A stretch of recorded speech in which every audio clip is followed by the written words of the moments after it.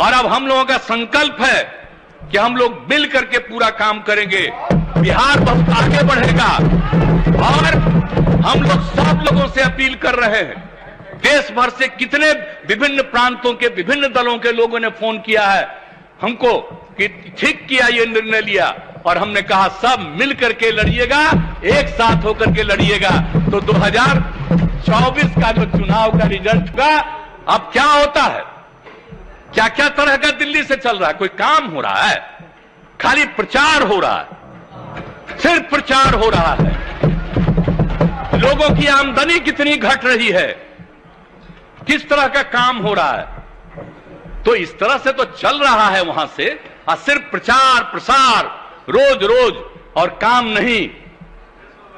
तो इसीलिए तब हम लोग काम करेंगे, हम मिल करके सब लोगों को हम कह रहे हैं पूरे देश में कि जरा मिल करके एकजुट होकर के काम करिए, तो फिर सही मौके पर आइएगा।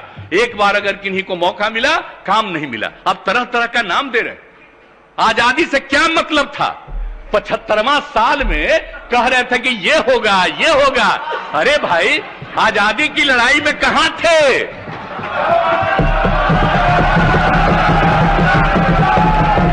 आजादी की लड़ाई लड़ने वाले कौन थे?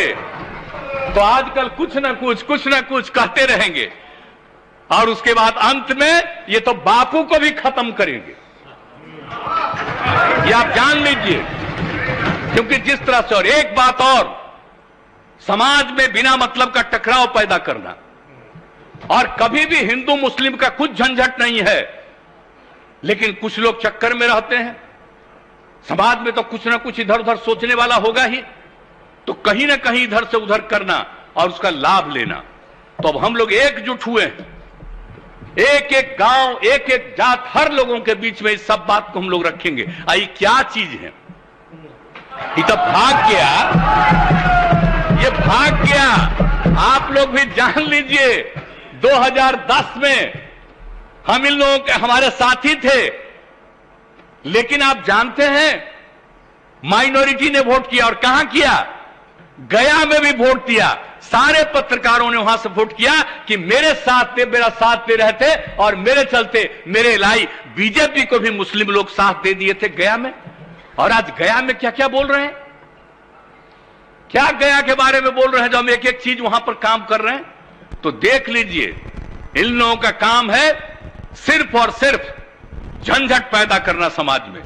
और जब सब एकजुट होकर के रहेंगे, तो उसके बाद इनको कोई नहीं पूछेगा। और याद करिए, जब आजादी की लड़ाई हुई थी, उस समय की स्थिति को पैदा करिए फिर से।